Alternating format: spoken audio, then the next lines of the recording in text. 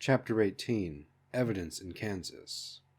After Victor Kitsune had spent a couple of weeks with his little sister Zanko, he bought a ticket to travel to Kansas to meet Titania where Buck's little brother tracked her down to.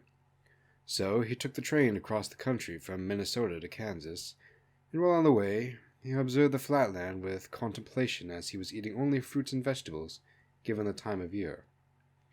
And when he had arrived at the train station closest to Natalia's hometown, he decided to use his ethereal magic to run at extreme speed the rest of the way rather than rent a car.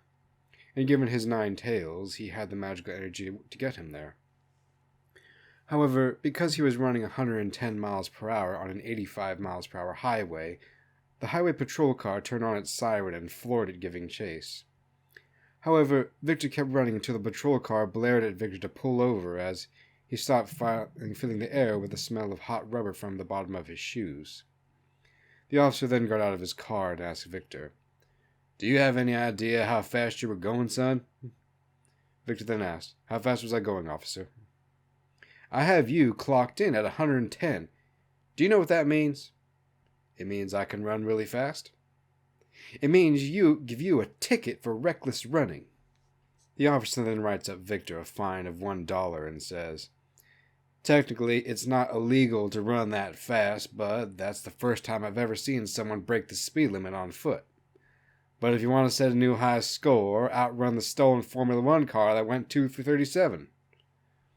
Victor then gave the officer $1 bill and asked, "Doesn't mean I can go, officer." "You're good to go, son. Just try to keep it under 85 in my county." Victor then said, "All right, see you later," and started running towards Natalia's hometown except at 85 miles per hour instead of 110. As Agron was making sure Sylvia didn't hurt herself with her weight training benching 800 pounds and curling 110-pound dumbbells, Victor rang the doorbell as Buck came to the door as Patches started howling. However, when Buck saw it was a 9-tailed Kitsune, he had grabbed his magic suppression device and non-lethal blaster pistol, and concealed them in his coat pocket.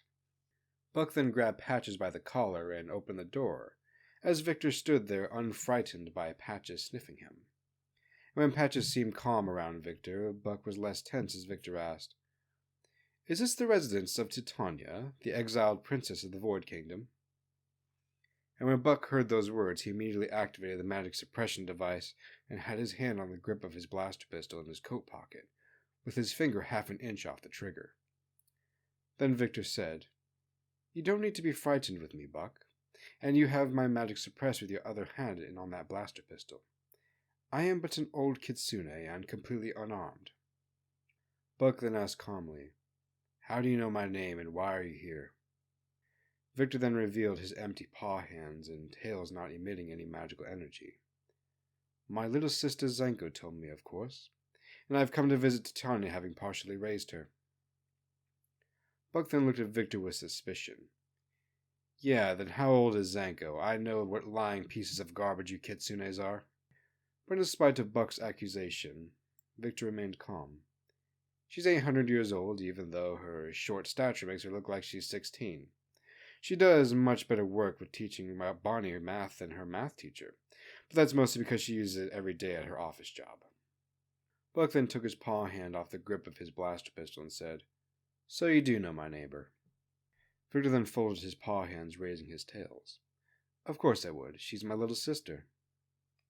Buck then disabled the magic suppression device and put the safety on his blaster pistol back on, as he let Victor in and asked, "Can I get you anything to drink?" "I'll just take water. I don't need much." Buck then grabbed a glass of water and asked, "You ever tried dragon milk?" Victor then takes a drink and sits down. "I've tried many different things throughout my many pilgrimages, but I don't ever think I've tried dragon milk." "Then I should give you some from the dragon that lives in my partner's backyard. But because she's a lightning dragon, just be aware you're going to feel like a Kyle on 12 Monster Energy drinks if you drink it too fast." "Thank you for the offer, but I'll pass. You really don't realize what you're missing out on. Best milk I've ever tasted." Victor then sits up straight, looking at Buck in the eyes, with a calm and gentle demeanor. "That may be so, but as someone who has taken a vow of obedience to the church, I cannot have animal products during the season of Lent, unless I am sick or it's a feast day." Buck then squints his eyes at Victor. Hold the phone. So you don't worship Inari like all those other kitsunes? I thought Zenko was the only one. Well, there are others like her. Unfortunately, we are often few and outcast from kitsune society, for seeking higher things than material possessions and pleasures. As for myself, I've devoted my life to prayer and to the service of others within the Universal Church, in the Kitsune clan. I thought it was obvious by the way I'm dressed and the prayer rope around my neck that I don't worship Inari. But I guess some things don't seamlessly transition across cultures. So, does that mean you're a monastic? Yes. Buck then twitched his tanuki tail while tapping his muzzle with his finger. I don't think I've ever met a kitsune monastic before, but I guess there's a first time for everything. So is there anything else you do besides pray and work all day and only get 4 hours of sleep a night? Of course. After all, I was responsible for Titania's early education, although I am ashamed that I did not do as I should have done. What I mean by that is I hadn't taught her what I should have out of fear for her safety, but would have been important for her eternal life and as a potential ruler of her kingdom. Buck then crossed his arms as his ringed tail across his lap. Well, I don't think you'll have to worry about that now. She's already been baptized and confirmed into the church and is no longer a princess. Victor's foxes then perked forward. That is certainly good news, and only better knowing what kind of person her father was. How is she doing anyway? Why don't you ask her? Buck then speaks louder and says, Tanya, get over here. Some Ninetails wants to talk to you. Titania then came through the door and asked, Dr. Kitsune? Victor then answered, It's me, Titania. Titania's wings then vibrated with excitement. It's been so long since I've seen you. Titania then ran to Victor and hugged him with her large wings as his 9 fluffy tails were extremely soft to touch, with his white fur matching her feathers. Buck then looked upon Titania and Victor with approval, seeing the only other kitsune to show any capacity for empathy other than Zenko. Buck then asked, I assume you must have been close? Victor then answered, I wouldn't say close emotionally, but more so someone Titania looked to for guidance on things that Edenthiel couldn't answer. Where is Edenthiel anyway? Buck then shuddered before speaking. The last time I heard, she got kidnapped, and her husband left to rescue her. Victor then looked with concern. Jeremiah? Yes, him, and Natalia even told me if she wasn't tasked with Titania's caretaker and legal guardian, she would have left to help Jeremiah rescue his wife from the Lansaro family. Victor then looked disturbed as he said, That's not good news, because I know Jeremiah personally and what he might try to do. I wouldn't be surprised if they were the ones that kidnapped Edenthiel to bait to murder him. That's exactly what Natalia said. But she also said he's a top-class bounty hunter to hold his own against the forces of Lansaro. And ever since she notified Queen Ariana, having her number since high school, believe it or not, she trusts Ariana will do the right thing and bring these thugs to justice. Victor then relaxed his posture and tails resting on the cushion. Sounds like something she would do. Ever since I knew her when I first met her in King Azrael's floating palace, was that she devoted herself to doing the right thing. Very different from her relatives. Buck then looked surprised. Just how many people do you know anyway? However, Victor remained neutral. I've met quite a bit of different people and have come across the most interesting people in the strangest of places. I just came to be Titania's royal tutor, but then I happened to stumble across Queen Ariana, Edenthiel Enamor, Jeremiah Johnson, and a very toxic Neko named Isis. But I guess it just goes to show everyone has a story to tell, even the most unknown people. Buck then stands up, putting his paw hand on his own chest, kind of like how I left the Ringtail family business pursuing an honest life, and nobody knows about it. Victor then perked up one ear and one to the side with curiosity. Ringtail? As in the crime family? Yep. My dad's name was Tom Ringtail, but everyone refers to him as the Don. I guess now I get to meet the son of Don Ringtail. It's kind of surreal to meet the son of someone even Inari fears, and respects, which is not common between Kitsune and Tanuki clans. But I presume it's more of a fear than mutual respect. Why is there so much animosity between our clans anyway? Why does it seem the Kitsune clan is so pretentious and so obsessed with money that they think they're better than everyone else? Victor then paused a moment before answering. Well, I'd say it's mostly because of propaganda, but when you're almost 1,000 years old, you tend to see right through it. I've come to terms with the fact that things are rarely ever put in such simple terms, especially when my abbot as a penance made me become a beggar in the Titania clan, selling baskets to teach me humility. It's why I pursued a life of holiness rather than use the power and wisdom of a seven-tailed kitsune for vain politics. Things are rarely if ever one-sided, and that's the danger of a single story in any conflict, trying to reach a meaningful solution. Buck then went silent before speaking. You know, you sound like you could have an hours-long conversation with Father Dahl about wisdom and theology I would have no hope of ever understanding. Wouldn't surprise me if you probably being a highly educated monastic and me just a simple layman. Victor then lowered his tails in humility. Please don't think any less of yourself for being a layman, because truth is noble and we're all part of the body of Christ and not just monastics and clergy. I'm also not some Gnostic with fraudulent claims to secret knowledge or a revelation that isn't accessible to everyone. But if I may some things about the mysteries of the Church, we may not know why they are true, but we instinctively know that they are. And for as good as natural reason is, there are just some truths it cannot understand, even by someone who has been a monastic for almost 800 years. Buck then looked at Victor confused. Not sure I completely understand, but I'll go with it. I've only recently started going to church again after many years. But if there's anything I can get you that doesn't violate your vows of obedience, let me know. I know I'm not held up to the same standards of asceticism. Just use your common sense, because it wouldn't be right to me to deny your generosity. Buck then smirked maliciously. So, you're saying I can give you dragon milk, but you just can't get it yourself? However, Victor crossed his snow-white, furry arms, looking at Buck in the eye. That's one of many ways to see it, but I am just trying to acknowledge your generosity and eat and drink what I have been given. Buck then snaps his finger and points at Victor, smiling, with his tanuki ears and tails perked up. I knew you really wouldn't say no to dragon milk. March 27, 2101, 1314 hours. Whitetail, Kansas.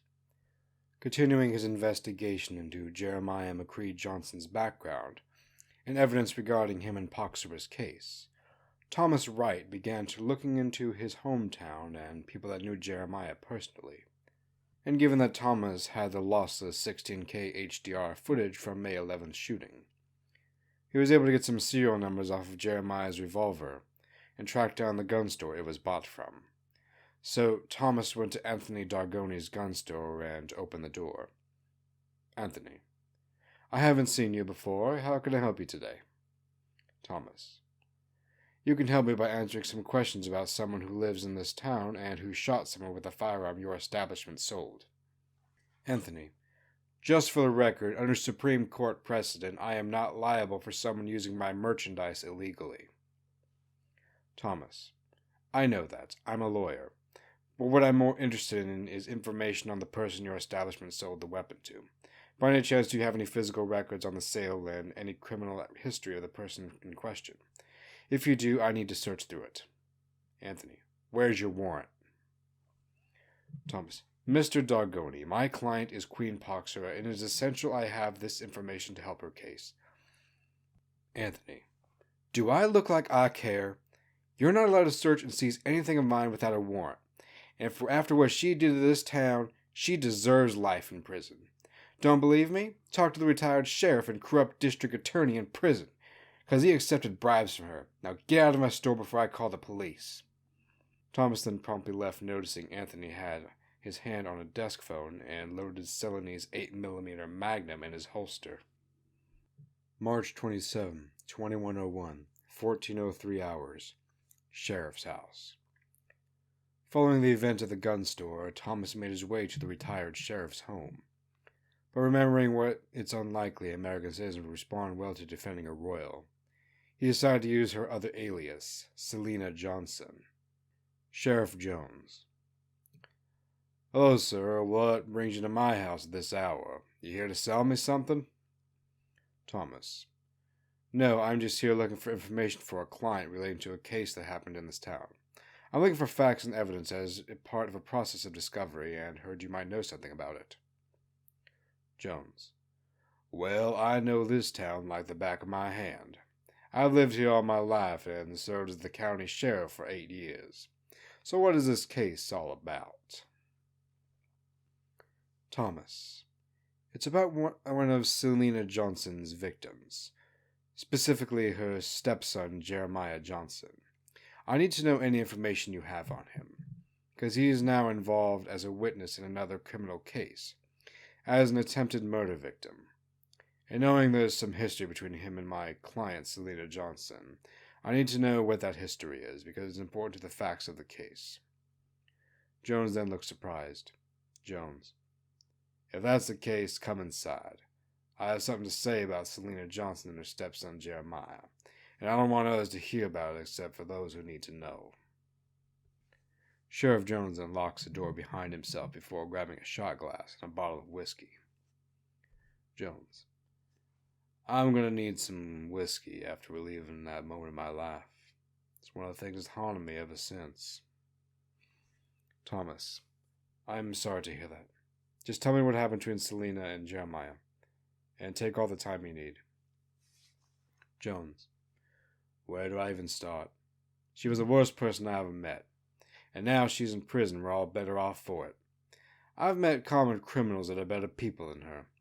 Some of the things she'd so egregious that eventually some people consider taking justice into their own hands, including myself.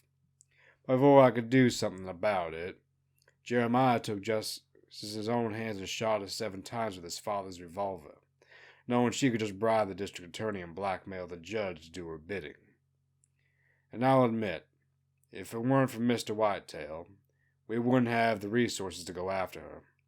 I even hope to God that Selena would have died from those gunshot wounds. Not that it matters now. But knowing Jeremiah's motive was to take justice into his own hands to vindicate those blackmailed and extorted by her, I declared his attempt at vigilante justice as self-defense, because he did us all a public service. I wasn't going to let his life be destroyed for attempted murder that was justified given that what we know now about the abuse Selena inflicted on her children and husband. And because of her, Samuel has become an alcoholic in order to mask the pain and trauma she caused him. Then when the Whitetail family found out about it through their oldest daughter, Natalia, that Selena was involved with international organized crime, the feds got involved and no one ever heard from Selena again. Thank God. But it wasn't too long ago when her daughter Ariana Johnson came by to visit Samuel and her brother and some high school friends that we've heard any news about Selena and that she's in prison. It seems the only reason some of her victims were able to recover was because of Mr. Whitetail's generosity. I still remember what Mr. Whitetail said that day along the lines of, I've been a victim of the Ringtail crime family, and I'm not letting another Ringtail crime syndicate start here too. Thomas. That's a lot of information. By any chance, do you know anything about Jeremiah's personal life and his relationship with Selena? Jones. It was nothing but pure hatred. He loved his sister Ariana and did the best he could to protect her from his truly evil stepmother. It's just unfortunate we don't know how the lives of evil people until they do something violent. And in the case of Selena Johnson, it made The Godfather look like a children's movie. And after she'd been thrown in prison, this town remained a peaceful place until recently, with the kidnapping of Edanthiel Johnson at the hands of someone who calls himself Snake Eyes. Now everyone is locking their doors every night and having their rifles loaded. And even though it was illegal by the letter of the law for Jeremiah to shoot his stepmother, the law of justice demanded it in order to protect the people of this town. Thomas. I assume that means you allowed it to happen to protect your community you've been entrusted with. Jones. I did. If I would have had Jeremiah prosecuted for attempted murder when his actions defended the community from a criminal that put it in mortal and severe danger, I couldn't live with myself after that. It would be a betrayal of my oath of office to let such a person destroy the town I swore to serve and protect. As for Jeremiah himself, I've known him long enough to know he's not a violent criminal, because I've met violent criminals and Jeremiah isn't one of them. Thomas. Thank you for your time, Mr. Sheriff. Now I should get going, because I have other evidence in this town I need to look into. Jones. Then I wish you good skill for everything that was done. May we have justice for all. Thomas then leaves to continue his investigation into Jeremiah's hometown, without the retired sheriff knowing he recorded the entire conversation. A true Kitsune discipline. As Titania was trying to control her magical energy, practicing the spells Edenthiel taught her, Victor was watching her and taking notes. Then he approached Titania and said, "You seem to have a certain affinity for magic, don't you?" Titania then stopped practicing her spells and said, "I do, yet for some reason I struggle to control its stability. Whenever I use it and practice it, it either ends up being too much or too little, and never the right amount. I've been practicing every day, and I never get any better. If only Edenthiel here, she could help me." Victor then lowers his fox ears before perking them back up in a neutral position. "I heard what happened to Edenthiel, and I can only pray the Lord watches over her. But from watching you, I've come to notice with my Kitsune sense that your magic is fueled by your emotions and not self-control." "What do you mean by that? What do you mean by my magic being controlled by my emotions?" Victor then folds his paw hands. "Just looking at you, I can see the peaks and valleys of your emotions as you cast your spells. And I'm only telling you this now because at your age it isn't strong enough yet to cause you to severely hurt yourself or someone else. And as an imperfect monastic, I failed to properly teach you spiritually, but now I realize what I should have done all along. I would have been worse if it wasn't for Edenthiel." "What do you mean by my spiritual development? Am I not already saved through Jesus?" Victor then stands up straight. "Saved as in from sin, yes, but you must now choose to live out your salvation, and part of that is growing in virtue, with one of them being self-control. The primary reason I mention this is because the state of your soul and magical ability are closely related, because only living creatures with souls can use magic. And for every magical element there is an underlying philosophy.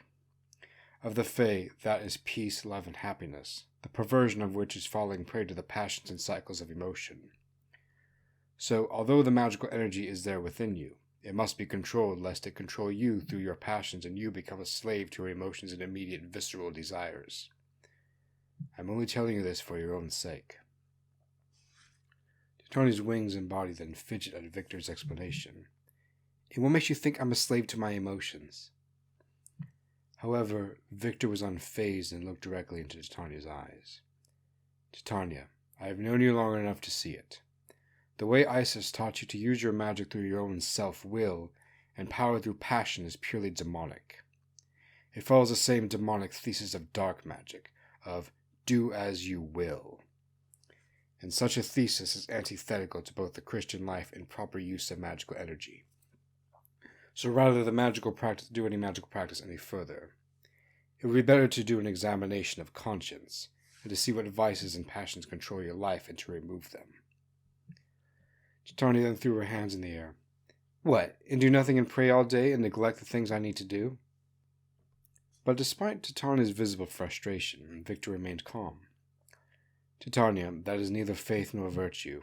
To neglect the needs of the body or the spirit are both sinful because we are creatures of both body and spirit. Rather, the better question is, what are the vices you struggle with and how do you overcome them? But even if there are many vices, know that they are nothing that is not common to everyone, either in the distant past or years to come. And like the saints, if you persevere in your struggle for virtue, with the help of God's grace, you will overcome these vices." Titania then spoke calmly. "Then what must I do to examine my conscience and root out these vices?" Victor then sat down on a rock with his 9 tails fanning out. "The first thing you should do is ask yourself is if what you're doing is honoring God and willing the good of the other. And once you have answered that question, ask what is the root of that vice and where it came from. And from there work to remove it from yourself through both prayer and fasting, and if need be, go to confession. And because of how much your magical ability depends on the state of your soul, do not neglect the church and the needs of those around you. And given this is the season of Lent, it is the perfect time to practice this. Titania's lavender eyes then looked at Victor as her white feathered wings relaxed. You sure sound a lot like Edenthiel in a way. Did she learn from you? Victor sat in a position as if he were contemplating something. No, she had already learned to use love magic long before I knew her. But given how love magic is almost completely dependent on the state of one's soul, it is only natural for her to devote herself to the church for both the health of a body and the spirit. And for Amorians like her, love magic that is corrupted enough through sin and vices, the person becomes so disfigured through sin to the point where the original person becomes unrecognizable. It is why those who are given the gift of love magic must devote themselves to Christ, for both their sake and those around them. And the thesis of love magic is to will the good of the other, which is what fuels her magical energy and causes her to be very selfless in nature. I'm kind of fortunate to be Kitsune, gifted with ethereal magic powered through a philosophy of mystery, wonder, and wisdom, even if it's not as powerful as love magic. Because to have the knowledge of what I could become if I stopped willing the good of the other because of my own weakness, it would be a cross too heavy for me to bear. I'd fear what would happen if Edenthiel is ever pushed past the point of no return, because there is nothing more terrifying than a gentle person who is pushed to wrath. Titania then put her finger on her lips and asked out of curiosity, what would happen if she lost control of herself now that you mention it? Victor then summoned some fake reading glasses and a book of Kitsune clan fairy tales before saying to Titania while she sat down next to him, I only know a few Amorian legends of those born with love magic, and how they became corrupted, although I have yet to see it in practice. One story is of an Amorian woman who became so infatuated with a man that she no longer desired him for who he was. Then after he married another woman, her love magic turned to lust, and she no longer saw him as a person but as an object to be desired. And when she tried to control him through her love magic, corrupted into dark magic, she had uncontrollably killed the man she was infatuated with. And when she had realized what she had done, she pleaded sanctuary with the church that her sins be forgiven before she was burned at the stake. And it is stories like these why many countries have a policy of shoot to kill if an Amorian like Edenthiel ever becomes corrupted into using dark magic. It is why she goes to confession regularly and hasn't missed a Sunday service by any intentional fault of her own. The only thing I would really have to say against her would be something so insignificant, like her love of food. But I'd probably be tempted to eat too much if I could cook as well as she can.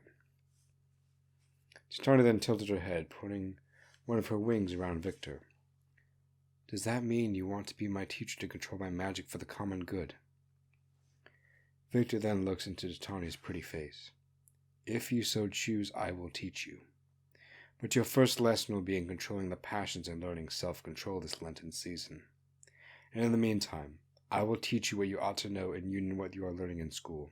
For I care not about the development of only the mind, but the whole person. Did you know this? A reference to the Jesuit order. When Victor mentions caring about the whole person and not just the mind, this was actually a reference to a saying among the Jesuit Catholic order, cura personalis, which is Latin for care for the whole person, and is based on many scripture passages about loving one's neighbor, such as the Epistle of James and the Gospels. This is also fitting given that Victor Kitsune is a member of the fictional Zolshuren Universal Church, which mirrors traditional Catholicism before Vatican II. However, in the lore, the Zolshuren Church never went through many of the innovations that would befall the Latin West between the Schism of 1054 and Vatican II. Hence, many of Victor's devotions appear very orthodox or like Western Rite Orthodoxy. And lore-wise, the Zolshuren Church is really only considered schismatic, as opposed to being under anathema like what the Ceylonese Orthodox Church did with the Corvinus and Apollonius sites, labeling them as full-blown heretics.